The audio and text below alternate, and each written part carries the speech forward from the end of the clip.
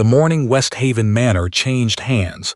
Nobody in the village spoke above a whisper. It was the kind of news that travels faster than coaches. By the time the church bell rang 9, every household between the mill and the high road knew that the new Duke of West Haven had arrived the night before, without announcement, without ceremony, with only 2 trunks and a face that discouraged questions. He had come back from 18 months in the Crimea. He had come back different. That was what people said, at least, that he had gone away one man and returned another. Emmeline Forsythe heard none of this. She was already inside the house. She had arrived 3 days earlier, before the Duke, before the rumors. While the manor was still quiet, and the housekeeper was still interviewing for a parlour maid.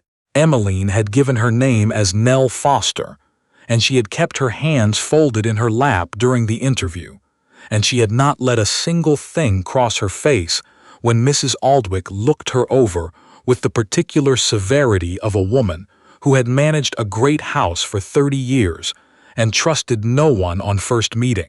Emmeline had been trained her whole life to sit exactly like that, to give nothing away. She had simply not expected to use that training in a servant's chair. She was 24 years old, the daughter of the late Earl of Forsythe, which was a fact that now meant almost nothing, because the late Earl of Forsythe had died without a male heir, and a distant cousin named Mr. Percival Ketch had arrived within the fortnight with documents and a solicitor. And when everything was settled, Emmeline had been left with her mother's jewelry, a small annuity that would not last, and the knowledge that West Haven Manor, which had been her grandmother's home, her mother's home, her home for the first 12 years of her life, had been sold to the new Duke as part of an estate arrangement she had never been shown the full terms of. She had asked, twice. Mr. Ketch's solicitor had been polite, brief, and entirely uninformative. There were papers, he said. Everything was in order, he said. She would be very comfortable, he said. She had not been comfortable. She had been furious, quietly, for 6 months. And then she had stopped being furious and started being practical, which was something her mother had always said was her best quality, though she had not said it as a compliment. The practical thing was this. Somewhere in West Haven Manor, in the study, or the library, or the old escritoire, in the East Corridor, there were documents that belonged to her family, her grandmother's letters, the original deed of her mother's marriage settlement, a will, her mother's personal will, separate from the entailed estate that Mr. Ketch's solicitor had never produced and had looked faintly uncomfortable when she mentioned it. She was going to find them. The position of parlour maid was the closest she could get. Emmeline had spent 3 years after her father's illness managing the household accounts, supervising staff, corresponding with tenants. She knew what a house like this required. She knew which floors creaked and which doors stuck and where the keys were kept.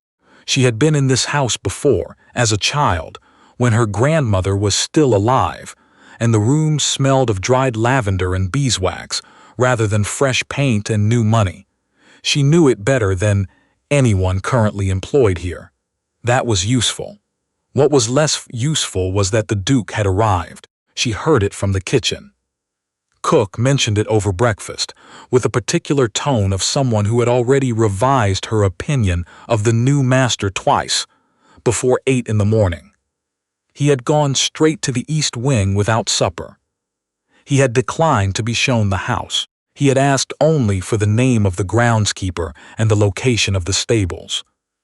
Not a word of welcome, Cook said, which seemed to settle the matter for everyone present. Emmeline said nothing. She cleared the plates. She carried the tray to the scullery. She stood for a moment at the window that looked out over the back lawn, the one her grandmother had planted with copper beeches that were now 40 feet tall, and she steadied herself. He was here. That was fine. She had planned for this possibility. She would be careful. She would be quiet. She would be nobody in particular, and she would find what she had come for. She turned away from the window. She nearly walked directly into the Duke of Westhaven. He was standing in the corridor outside the scullery door, still in his traveling coat, and he was looking not at her but past her, at the window, and the beeches beyond. He was tall. He had the kind of stillness that some men carry after they have been in places where sudden movement gets people killed. His face was angular and tired, and there was a scar along his jaw that was still new enough to be pink. His eyes, when they finally moved to her, were gray and very direct. "You're one of the new staff," he said. It was not a question. "Yes, Your Grace." She kept her eyes down. Not too far down, that would look stagey, just enough. "What's your name?" "Nell, Your Grace, Nell Foster." He looked at her for a moment. She could feel it without looking up. The particular quality of a look that is actually seeing rather than simply registering. "The copper beeches," he said. "Do you know when they were planted?" She had not expected that. "Before my time, Your Grace," she said, which was almost true. Almost. He said nothing further. He walked away down the corridor, and she waited until she could no longer hear his footsteps before she let out a slow breath. That evening, she learned that the Duke had eaten alone in the study and had asked Mrs. Aldwych for the household accounts for the past 4 years. He had also asked about the state of the east wing roof, the yield of the home farm, and whether the library had been catalogued. He had not asked about the history of the copper beeches, but he had asked the question. She had seen it in his face, not idle curiosity, but something more like recognition, the look of a man who has come somewhere expecting to feel nothing, and has been surprised by the smallest thing. She thought about that, and then she told herself firmly to stop thinking about it. She had work to do. The library was her first objective. It was the most logical place for documents of the kind she was looking for, and it had the advantage of requiring regular dusting, which meant she had a legitimate reason to be there. She went 3 mornings in a row during the hour after breakfast when the upper rooms needed attending to. She was methodical. She checked behind the obvious things first. The false-fronted shelves that her grandmother had shown her once, the bottom drawer of the large desk that stuck unless you lifted the handle. Nothing, or nothing yet. There were boxes of papers she hadn't been able to reach, stacked on the upper shelves, and she was working out how to get to them without being conspicuous about it. She was thinking about this on the 4th morning when the library door opened and the Duke came in. She was on a ladder. There was a silence. "I'm sorry, Your Grace," she said, and began to come down. "I was just finishing the upper shelves." "Stay where you are," he said. She stayed. He walked to the window. He stood there looking out. It was raining, the particular soft gray rain of late September that makes everything look like a watercolor that hasn't dried yet. He said nothing. He had a book in one hand, closed, and he turned it over once and then set it down on the desk without opening it. Emmeline finished dusting the shelf. She came down the ladder. She gathered her things. She was nearly at the door when he spoke. "You're not from the village." She stopped. "No, Your Grace." "Where then?" "The south, near Salisbury." She had prepared this. She had prepared several versions of it. She gave him the plain one. He nodded, still looking out at the rain. "Then, these shelves haven't been dusted in some time." "No, Your Grace, I've been working through them." Another silence.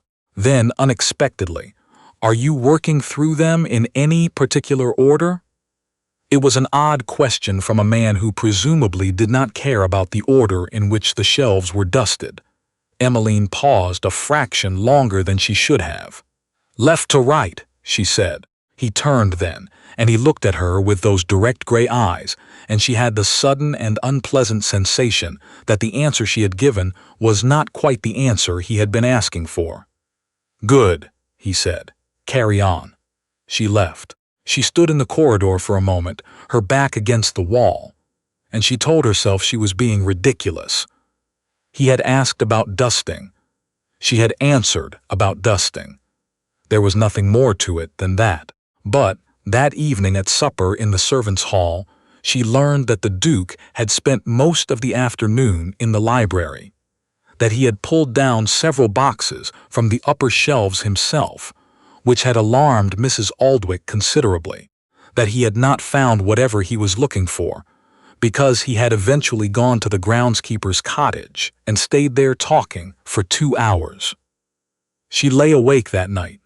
The possibility that the Duke of Westhaven might be looking for something in the library had not occurred to her. It should have. She should have considered it. He had acquired this estate through a solicitor's arrangement she did not fully understand, and she did not actually know what had motivated the purchase, or what he knew about the history of the house, or what Mr. Ketch might have told him. She had come here assuming she understood the situation. She was no longer sure she did. Over the next 2 weeks, she came to know the shape of him without meaning to. The way he arrived, the way he left. He was an early riser, up before the household, often in the stables before breakfast. He ate simply and without interest in what was put in front of him. He spent long hours in the study, but could often be found in the grounds instead, walking the perimeter of the estate with the focused attention of a man doing a survey. He spoke little and always precisely. He remembered the names of everyone on the staff after 2 days, which surprised all of them and which he seemed unaware was notable. He did not go into the village. He received no visitors and sent few letters. He declined an invitation from the neighboring estate and sent a civil note of apology that Mrs. Aldwych said had been copied out 3 times before he was satisfied with it. He was not comfortable. That was obvious. He was a man in a house that did not yet feel like his, going through the motions of taking possession of something he wasn't sure he'd wanted, and doing it with a thoroughness that was either admirable or very sad, depending on how you looked at it. Emmeline did not let herself look at it very long. She found the first document on a Thursday afternoon.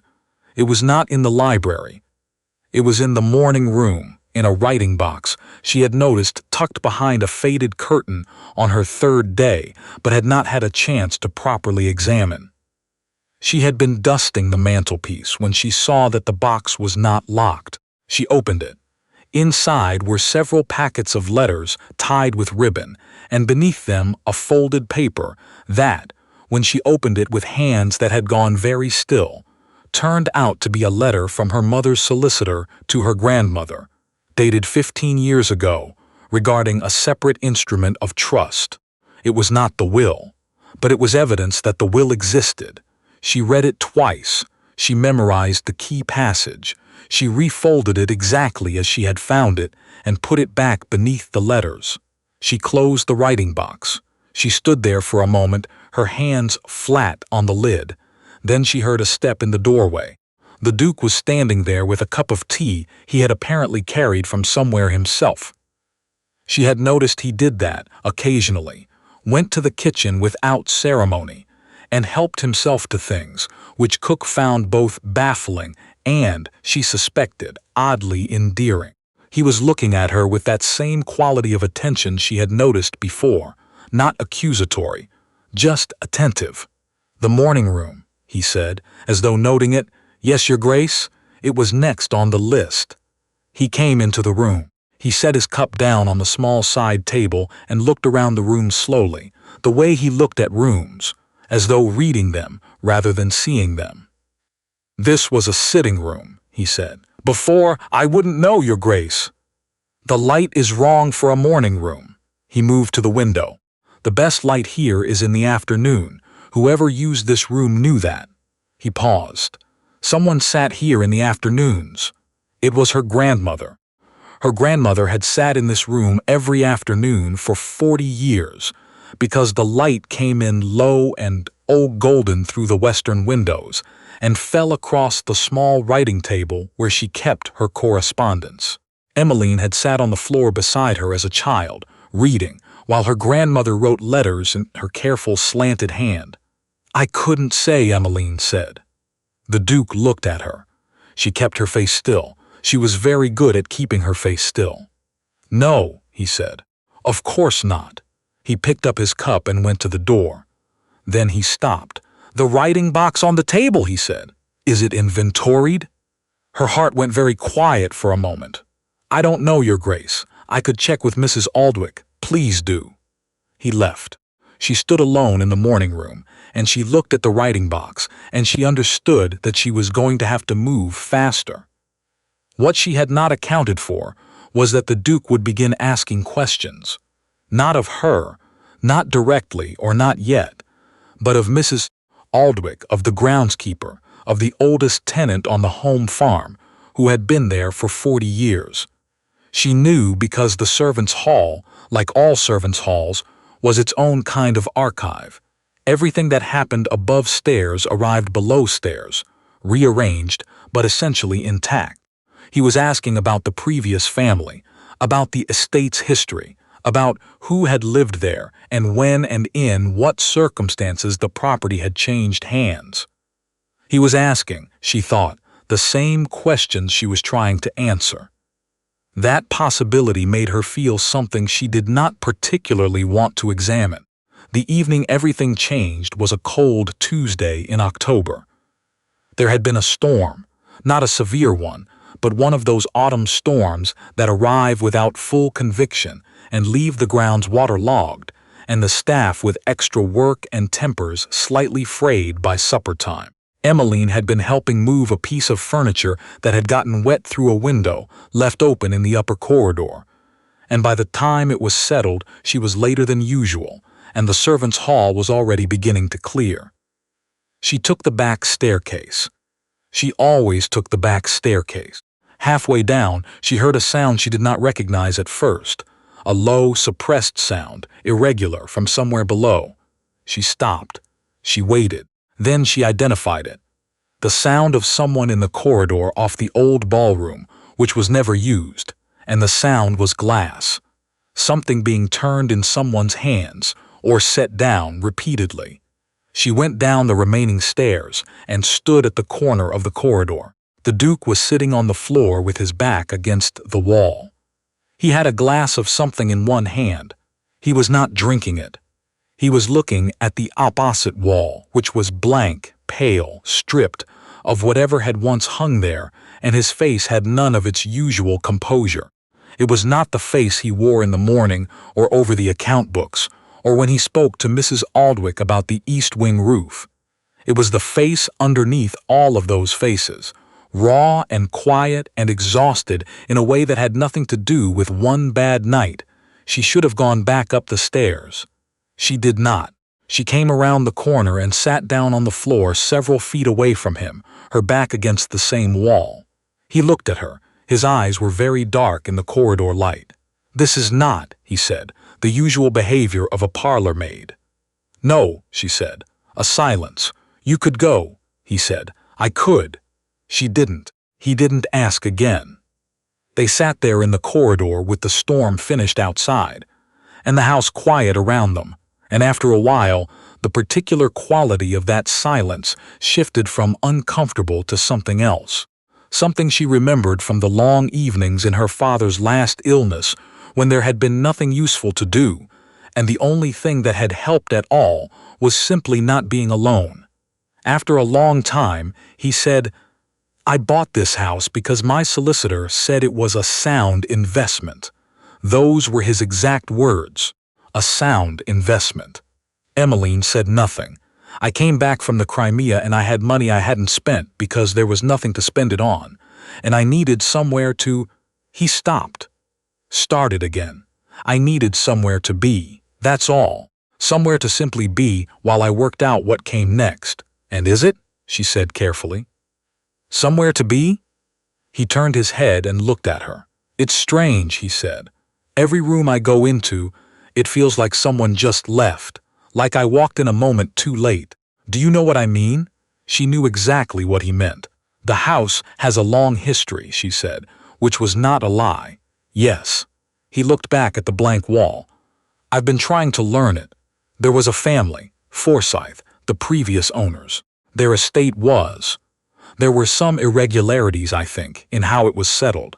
My solicitor didn't tell me everything I suspect. He turned the glass in his hand. There is a woman, somewhere, a daughter. The solicitor mentioned her in passing, then changed the subject. Emmeline was very still. I'd like to find her, the Duke said. I have some questions.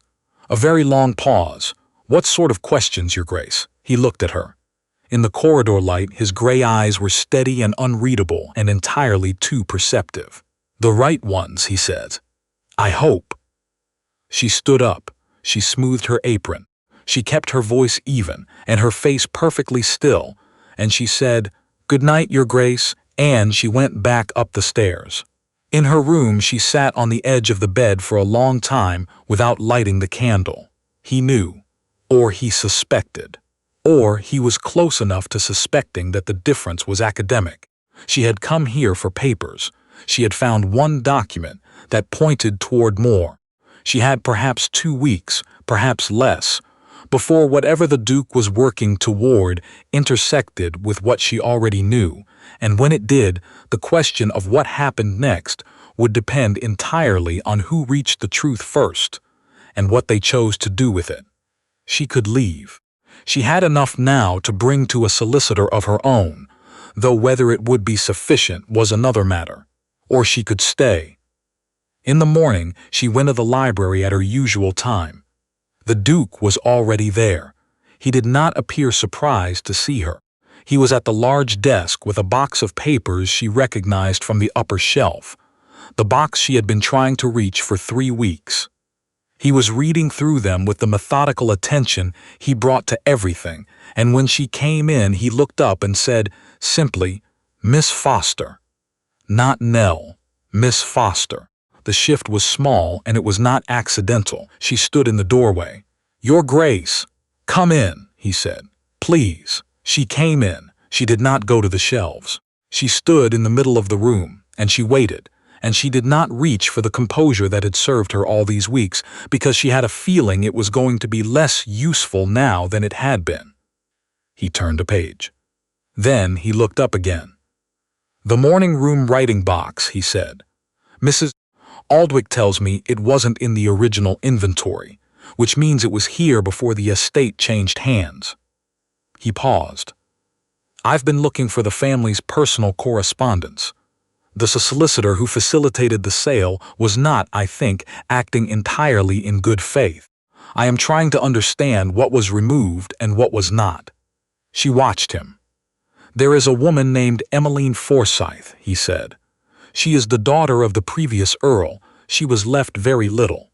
The settlement was." He looked at the paper in his hand. "Unusual. And I am not a man who tolerates unusual arrangements that benefit those who arranged them at the expense of people who deserved better." He set down the paper. He looked at her directly, and there was nothing in his expression that was accusing, and nothing that was performing.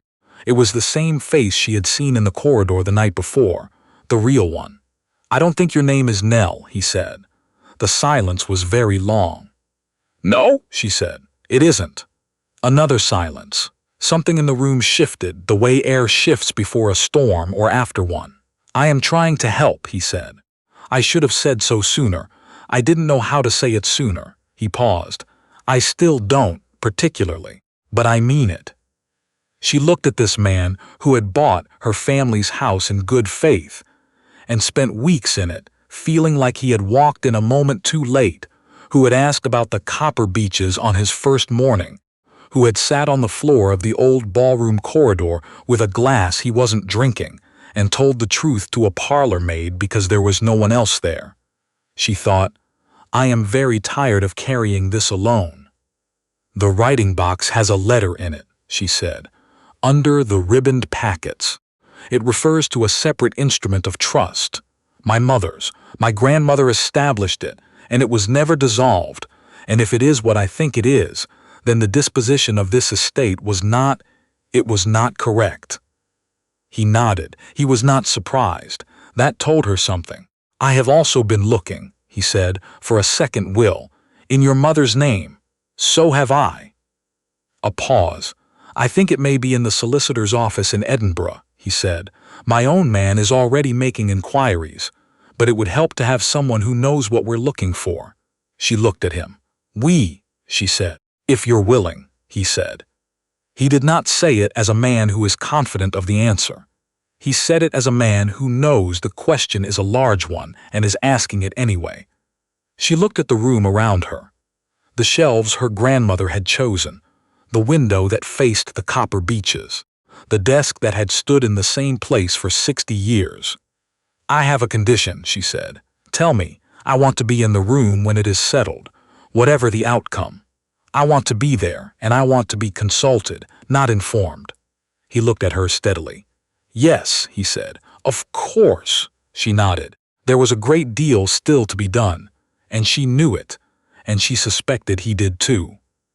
There would be solicitors and documents, and the particular grinding tedium of legal processes that take months and arrive at conclusions that are correct but exhausting. There would be difficult letters and awkward conversations, and at least one encounter with Mr. Percival Ketch that she was already bracing for. None of that would be simple. But she sat down across the desk from the Duke of Westhaven, and he pushed one of the boxes toward her, and she opened it, and they began. Outside, the copper beeches were beginning to lose their leaves. The morning light was coming through the east windows in long, clear lines, the same light that had fallen across her grandmother's writing table on 10,000 afternoons, and for the first time since she had arrived in this house under a borrowed name she had not chosen, Emmeline Forsythe felt something she recognized. She was home, not yet, not entirely, but closer than she had been. That winter, when the thing was finally settled, when the will was found in Edinburgh, exactly where the Duke's solicitor had thought to look, and Mr. Ketch's solicitor had gone very quiet in a way that confirmed a great many of Emmeline's suspicions, and the trust was reinstated and the arrangement revised in a series of documents that took 3 months to execute. There was a question that hung in the air that nobody asked directly. The Duke could have left. He had been there under a misapprehension. He had acted honorably in correcting it. He was owed nothing further. The house could have reverted. He could have gone back to London, or gone anywhere at all, and nobody could have said a word against him. He did not go. He was still there in December, when the home farm accounts needed reviewing, and the east wing roof had developed a second problem, and the copper beeches stood bare and silver in the frost. He was still there in February. He had been, she thought, actually quite deliberate about being still there, in the quiet way that he was deliberate about most things, not announcing it, not making much of it, just being present in a house that was learning, slowly, to feel like a place where someone wanted to be.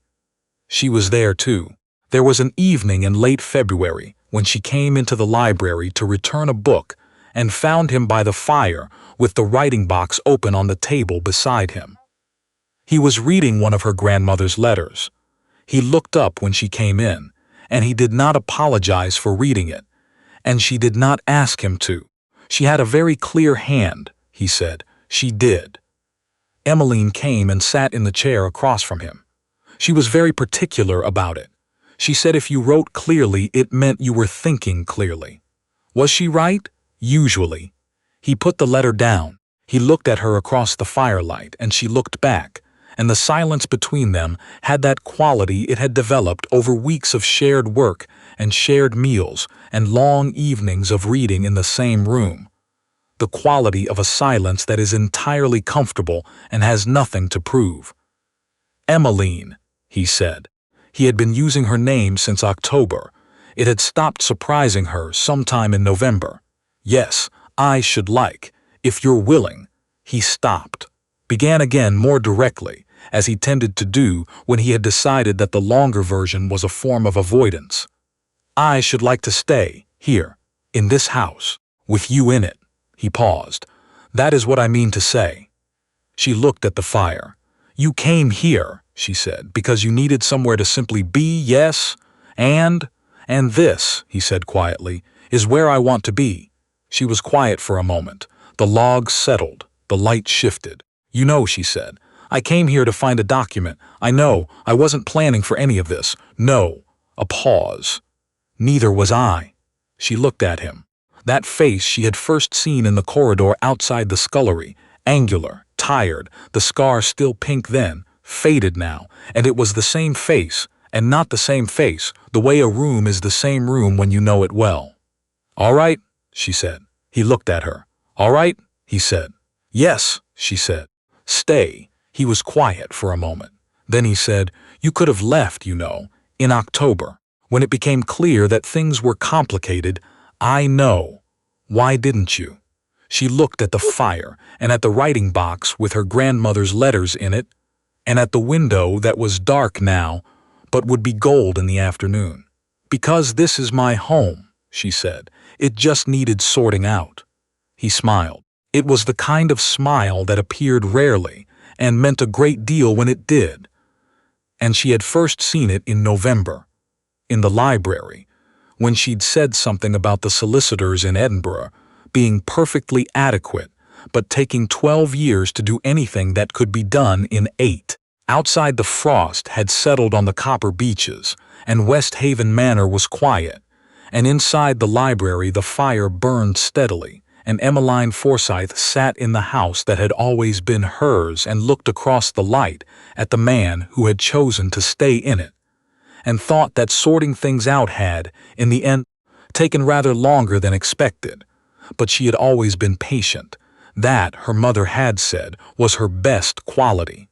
This time she thought she might agree.